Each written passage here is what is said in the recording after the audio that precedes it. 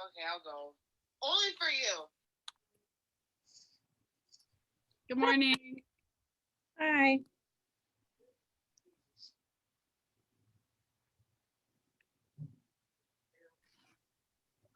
What are you doing, you overpriced carpal tunnel gerbil? What? Oh my god. I don't even know what those words mean put together. Miss McClellan, Yeah, you remember Tyler? of course. I'm on the phone with her right now. Tell her hi. I miss her.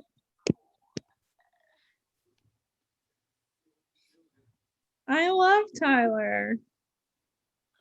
She says hi back. We're on a video call. We're in a group call. That's hilarious. Tyler! I'm studying radiology like a weirdo. I What like an easy job. What I think it's easy, but it's not. It's never easy. Stuff like that's never easy, but that sounds awesome. I just want to do some CAT scans and press a couple buttons and make money. That's all I want. And they're trying to make me learn other things. I'm like, why? I don't want to learn anything else. Where is Cece? I think she's our only person we're missing. James, Jenny. To explain a little bit about earlier, my cat, I call her an overpriced carpal tunnel gerbil sometimes. Okay. she has wobble syndrome. And so she's very small. And so that's just what I refer to her as sometimes. That's good. That makes sense. Oh my gosh. Good. Okay. Oh, here comes Cece. All right. I didn't submit yet, so we won't count her absent or tardy. Alyssa, are you doing anything for your birthday tomorrow? Tonight I have a dinner with my mom, and then I'm having a little thing. Nice. Yeah. Fun. Cool. All right. So today we're going to read our first thing that is from the realist era. And it's probably the only thing I can kind of stomach from Mark Twain because it's super weird. And I've posted it on Canvas, but it's pretty short. Would you guys rather read it out loud, like me or Cece or someone volunteers? Or would you rather listen to an audio recording of it that's on YouTube? Read it out loud. I'm sorry, I don't. I can go. Wait, who's reading it?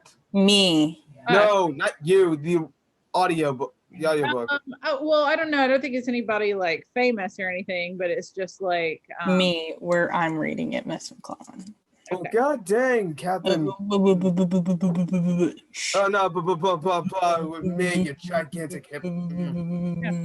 my copy of it. Why do things keep getting closed out on this new computer? What's it called? Here you have. Wait a minute. Silence. Also, why can't stomach Mark Twain? I just don't care for him. I read them every year for my tests. The tests, the standardized tests that we have to take. Yeah. It started in 5th grade and it hasn't left since. Yeah, he's just not my cup of tea. I hate Mark Twain. I will go ahead and warn you on this one. I feel like it's one of the more entertaining stories of his, but there is like some dialect and stuff. So keep in mind as we're reading like the things that we talked about yesterday with realism. So we're showing like realistic life. There's going to be some like regionalism, which I even brought up Mark Twain with regionalism because he was from the South. He writes about the South. Some of his characters probably have Southern accents and he writes them that way. What else? I don't know. Maybe as we read, we'll be reminded of some things from yesterday. So I posted the link to both on Canvas. The Celebrated Jumping Frog of Calaveras County, that's the story, and then the Mark Twain audio. So if you want to go back later, there's not like an assignment with this. We're just going to talk about it afterwards. Again, kind of like easing into this new era. So if you feel like going back and listening to it, you can. But where did it go? I just had it up. For the love of God. Okay, here we go. The Jumping Frog of Calaveras County. Let me minimize that. Okay, it's like 4 pages. And Cece, if you want to read, and then if you get tired, you can pass it off to me or to somebody else. Okay, the Celebrated Jumping Frog of Calaveras County. In compliance with the request of a friend of mine who wrote me from the East, I called on good nature, garrulous old Simon Wheeler and inquired after my friend's friend, Leonidas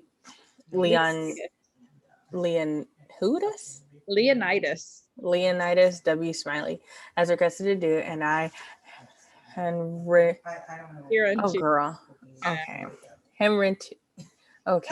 append the result. I have lurking suspicions that Leonidas W. Smiley is a myth, that my friend never knew such personage, and that he only conjured. Oh my God. Okay, he only okay. Conjecture. That if I can't write the second. That if I asked Old Wheeler about him, it would remind him of his infamous Jim Smiley. Mama. It would remind him of his infamous Jim Smiley, and he would go to work and bore me nearly to death with some infernal reminiscence of him, and as long and tedious as it should be useless to me. If that was the design, it certainly succeeded.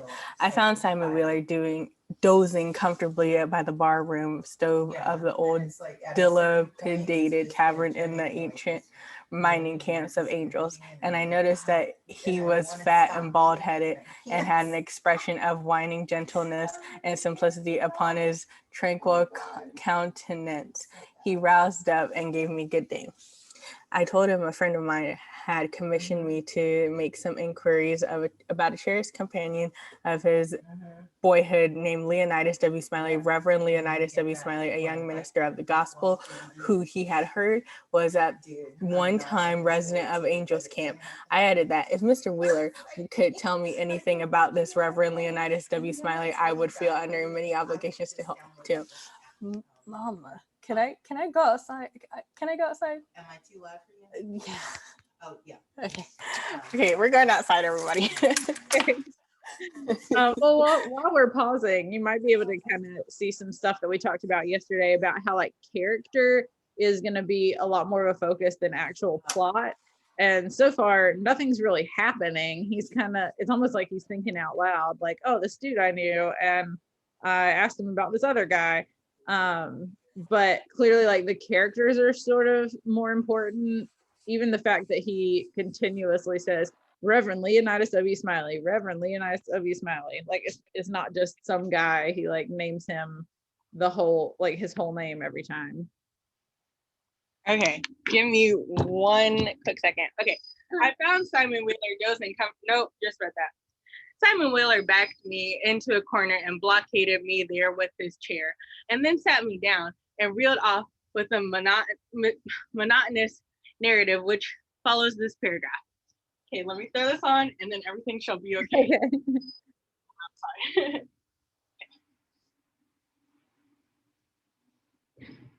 Okay. But this follows paragraph. He never smiled, he never frowned.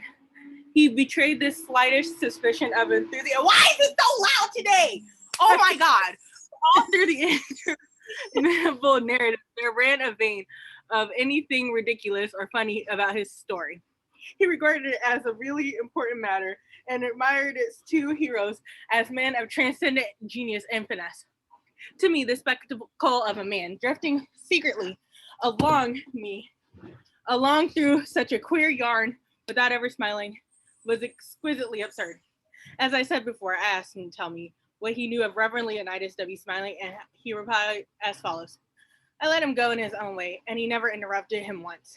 Okay, pause for just a second. I wanted to point out, it says like Simon Wheeler backed me into a corner and sat down and said everything I'm about to tell you. So this is kind of like a frame narrative, story within a story. Simon Wheeler is going to actually tell this story. But he calls it a monotonous narrative, meaning he found it to be like not a super interesting story, but like kind of ridiculous. He was like, he didn't smile or laugh. Simon Wheeler didn't smile or laugh the whole time he was telling the story, which kind of made it funnier because it is sort of an absurd story. So, I would imagine that the audio probably would try to reflect that it's just like this guy telling this story, which I feel like is very much a thing, especially with like either older relatives or just people who love to tell stories, that they just tell stories like there's nothing weird about them. And then afterwards you're like, that was a weird story. That was a crazy story to tell. I think this is kind of an example of that. There was a feller. Oh, wait. Okay. There was a feller here once by the name of Jim Smiley in the winter of 49, or maybe it was the spring of 50. I don't recollect exactly. Somehow, through what makes me think it was one or the other is because I remember the big flume wasn't finished when he first came to camp. Camp. Where did that go? Oh my gosh, Miss McClellan. Okay, thank you. But anyway, he was the curious man about always betting on anything that turned out you ever seen. If he could get anybody to bet on the other side, and if he couldn't, he changed sides. Any way that suited the other man would suit him in any way, just so he's got a bet. He was satisfied. But still, he was lucky, uncommon lucky. He was most always come out winner. He was always ready and laying for a chance.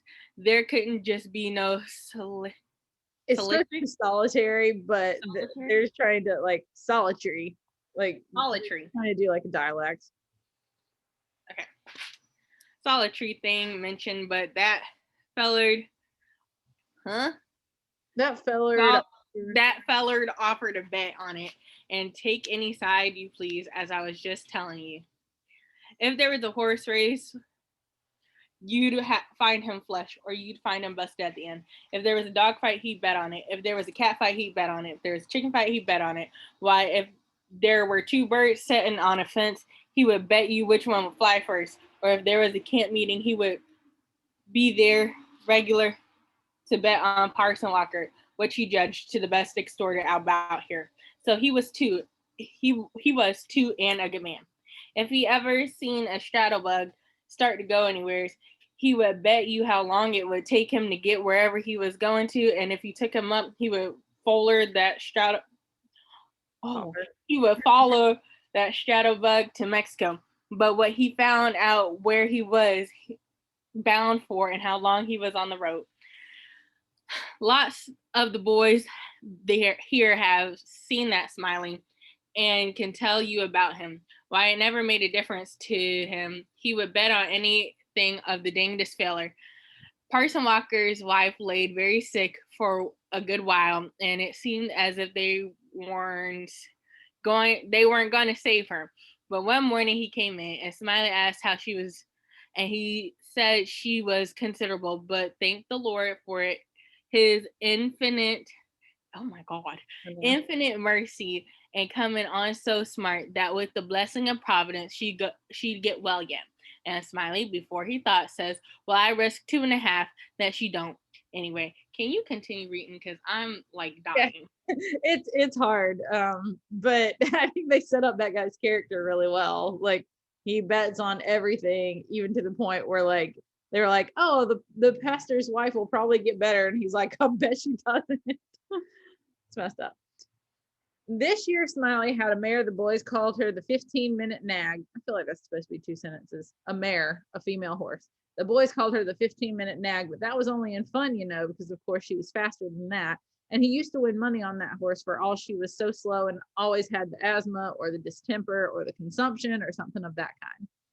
They used to give her 200 or 300 yard start and then pass her away, but always at the butt end, that's what that means, of the race, she'd get excited and desperate like and come cavorting and straddling up and scattering her legs around limber, sometimes in the air and sometimes out to one side among the fences, and kicking up more dust and raising more racket with her coughing and sneezing and blowing her nose, and always fetch up at the stand just about a neck ahead, as near as you could cipher it down.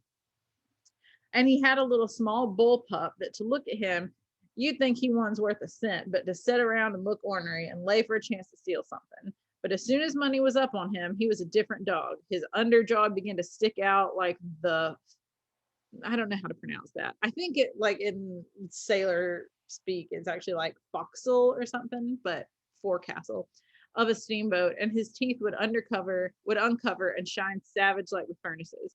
And a dog might tackle him and bully rag him and bite him and throw him over his shoulder 2 or 3 times. And Andrew Jackson, which was the name of the pup, Andrew Jackson would never let on but what he was satisfied and hadn't expected nothing else. And the bets being doubled and doubled on the other side all the time till the money was all up. And then all of a sudden he would grab that other dog just by the gent of his hind leg and freeze on it. Not chew, you understand, but only just grip and hang on till they thronged up the sponge, if it was a year. Smiley always come out winner on that pup till he harnessed a dog once that didn't have no hind legs because they'd been sawed off by a circular saw. And when the thing had gone along far enough and the money was all up, and he comes to make a snatch for his pet bolt, he saw in a minute how he'd been imposed on, and how the other dog had him in the door, so to speak. And he appeared surprised, and then he looked sort of discouraged, like, and didn't try no more to win the fight, so he got shucked out bad.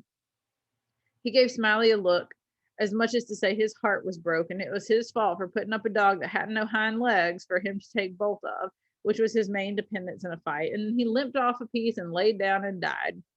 It was a good pup, was that Andrew Jackson, and he would have made a name for himself if he lived, for the stuff was in him, and he had genius. I know it, because he hadn't had no opportunities to speak of, and it don't stand to reason that a dog could make such a fight as he could under them circumstances if he hadn't no talent. It always makes me feel sorry when I think of that last fight of his and the way it turned out. Poor Andrew Jackson, this two-legged dog having to race and fight.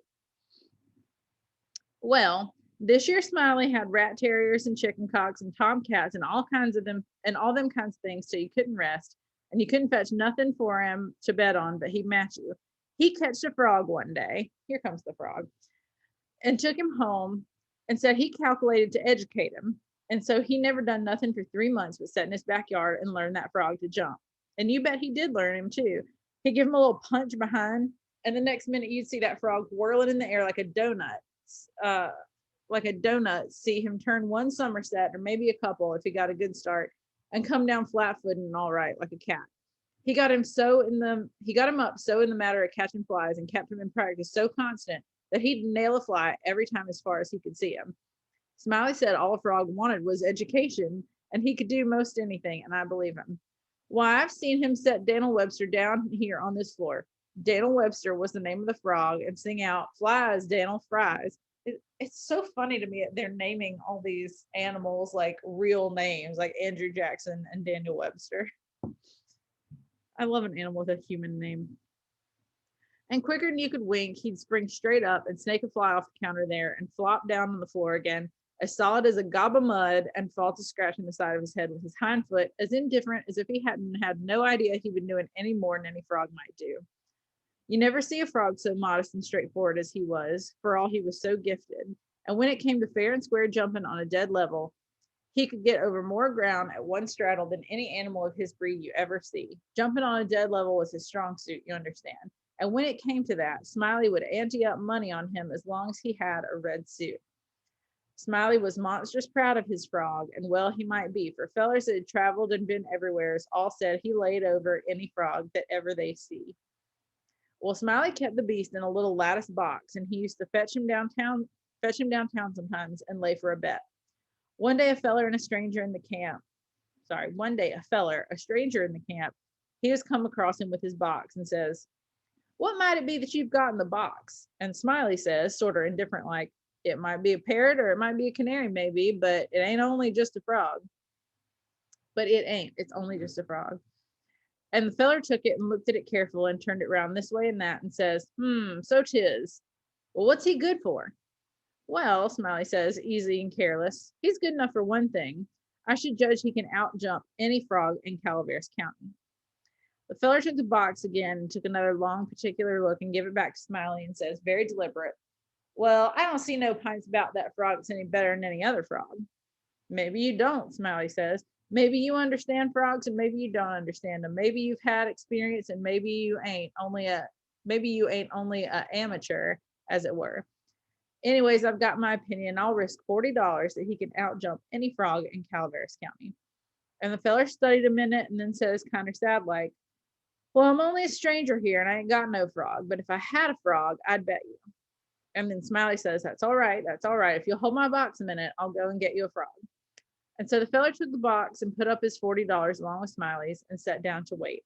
So he sat there a good while thinking to himself, and then he got the frog out and prized his mouth open and took a teaspoon and filled him full of quail shot, filled him pretty near up to his chin, and set him on the floor. Smiley went to the swamp and slopped around in the mud for a long time, and finally he catched the frog and fetched him in and give him to this feller and says, "Now, if you're ready, set him alongside of Daniel with his forepaws just even with Daniel, and I'll give the word." Then he says, 1, 2, 3, jump.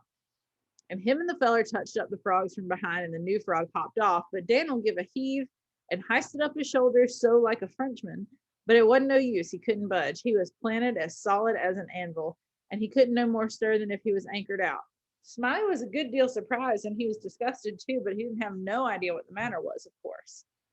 The feller took the money and started away, and when he was going out at the door, he sort of jerked his thumb over his shoulders this way at Daniel and says again, very deliberate, "Well, I don't see no pints about that frog that's any better than any other frog." Smiley stood, scratching his head and looking down at Daniel a long time, and at last he says, "I do wonder what in the nation that frog throwed off for. I wonder if there ain't something the matter with him. He appears to look mighty baggy somehow." And he catched Daniel by the nape of his neck and lifted him up and says, "Why, blame my cats if he don't weigh 5 pounds," and turned him upside down, and he belched out a double handful of shot. And then he saw how it was, and he was the maddest man. He set the frog down and took out after that feller, but he never catched him. And here Simon Wheeler heard his name called from the front yard and got up to see what was wanted. And turning to me as he moved away, he said, "Just sit where you are, stranger, and rest easy. I ain't going to be gone a second." But by your leave, I did not think that a continuation of the history of the enterprising vagabond, Jim Smiley, would be likely to afford me much information concerning the Reverend Leonidas W. Smiley, and so I started away. At the door, I met the sociable Wheeler returning, and he buttonholed me and recommenced. "Well, this year Smiley had a yeller one-eyed cow that didn't have no tail, only just a short stump like a banana, and—" "Oh, hang Smiley and his afflicted cow," I muttered good-naturedly, and bidding the old man good day, I departed. Okay, so this story is super weird in lots of ways. It kind of doesn't even have an ending. Like, we have this frame narrative. The guy is like listening to another guy tell a story, and the guy who's telling the story all of a sudden is like, "Oh, hang on, I gotta do something else for a minute." And the guy listening doesn't even want him to finish the story. He's like, "I can't believe this guy's just going on and on and on about this freaking frog. Like, what is the deal?" And in the end, he tries to like pick up on a related but different story, and he's like, "No, I don't care about this. I have to leave." And I feel like this is not like Mark Twain stuff is generally a little bit more like funnier and optimistic than a lot of realist stuff. But I feel like this is pretty realistic. Like, if this would 100% happen, like, you get to hearing somebody talking about a story that you're just like, why is this person still talking about this? And then they try to keep going. And you're just like, oh, I don't care. I don't care about this. I feel like that happens all the time. And the thing that makes this different is just the fact that, like, most of the time we don't write about it when that happens. But in realist literature, that's kind of the point, is to write about the way that things really are. Oh, hi. So cute.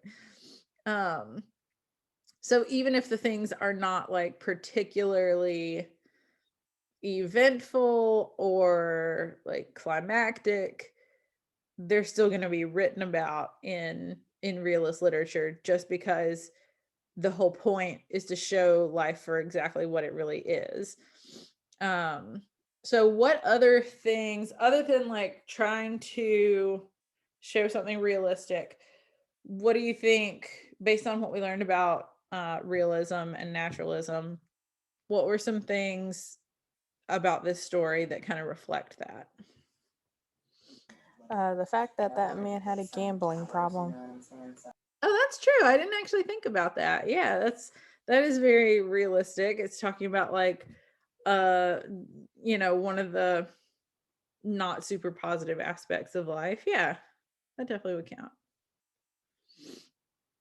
Anything else y'all can think of? That somebody cheated him out of his gambling problem. Yeah. For sure. That's pretty even though the story is like comedic, that part's like, it's like, oh, that's actually kind of messed up.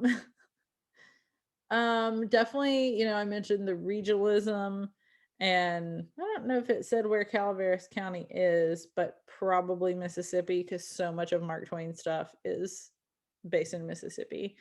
But like, obviously with all of the regional dialect, you can tell that that's a big thing. The plot is Like not It's in California, I think, apparently. really? Huh. I wonder if there's another one because that would really surprise me. Calaveras County. I do see that. Huh. Weird.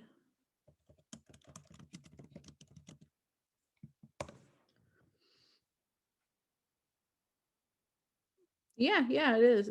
Especially like the narrator retells a story he heard from a bartender, Simon Wheeler, at the Angels Hotel in Angels Camp, California. Crazy.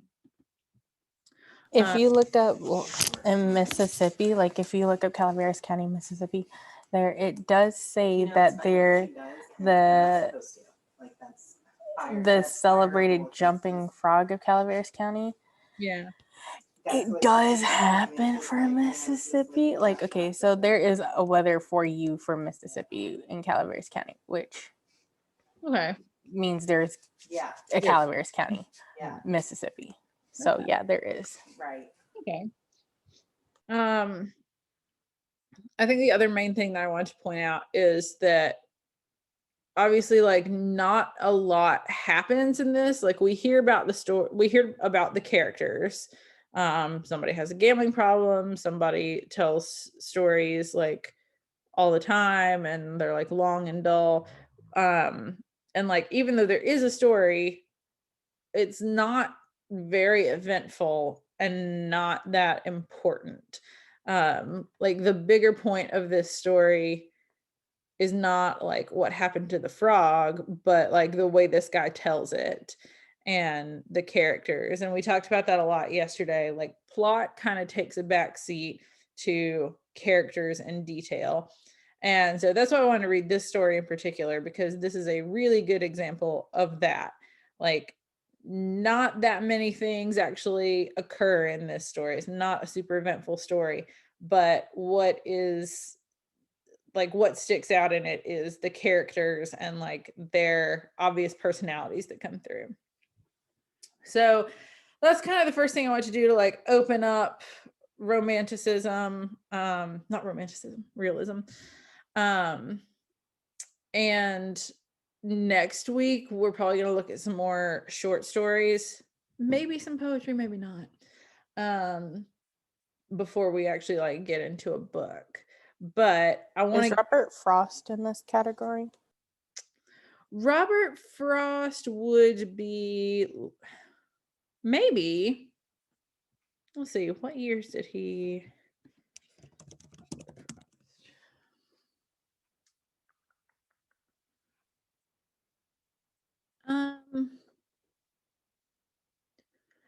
It would either be this or yeah, I would say so.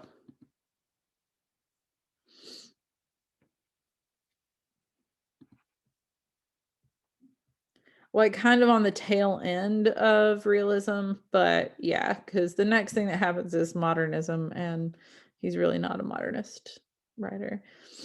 I want to just give you guys the rest of the class period to work on your song explications, which are due Wednesday. We've got like 20 minutes left, so that's some time to work on that. I think I'm gonna sneeze in just a second. Maybe not. Look at a light. It just went away. I don't know, but I still need it to come out. I hate that. I probably will give you guys Wednesday to wrap up your song explication and get that turned in, but this is also some good time to work on that. So any questions about anything? This is off topic. Is that okay? That's okay. All right. I'm taking care of a pregnant cat right now. Oh my gosh. And she's about to give birth, and she's like a moo cow kitty. She's got like cow patterns on her. Oh, Yeah. Wait, when is she gonna give birth? Because I want to be there for it. I want to be the godmom. Let me be the godmom of the cats. That's what I'm mean, here for. it could be like today or it could be like next week. I'm not honestly sure. It's disappointing. Well, now you have to update me on your cat's birth because I want to know. All right. I can't wait to see the kittens. We want calicos. Do you know Calicos. anything about the do you know anything about the father? Yeah. Yeah, what kind of cat is he? a big one. He's an orange tabby. Oh, okay. He has very big cheeks. His cheeks go out to like here. Hmm. He's got chubby cheeks. Bless the kids when they come out of the womb. Bless them. You have to. Baptize them. Run sage over them and then throw them in holy water. I promise you, them cats will be God sent. All right, I'm gonna go ahead and turn off my camera and mute myself so you guys can get a little bit of work done. Just let me know if you have any questions. But we shouldn't be too long. I just set aside enough.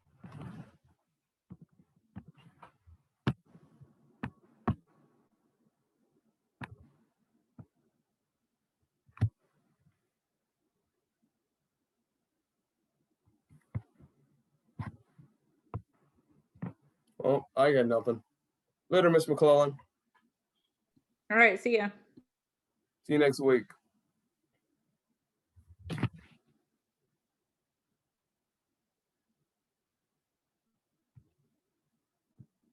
Wait, before I leave, that's it. We just got to work on the essay, right? Yes. Okay, I kind of somewhat stood awake, but my mom was going somewhere else. Okay.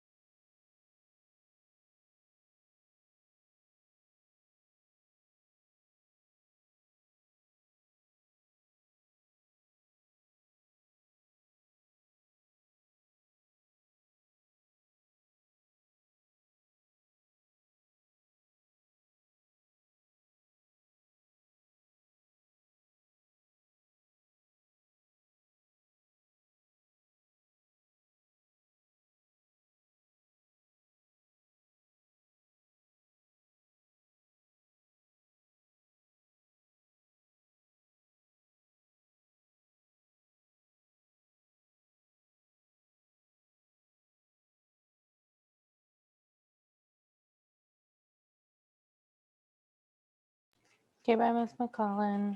Bye. Have a good weekend. You too. I just found out I have an orthodontist appointment. So see you, Miss McClellan.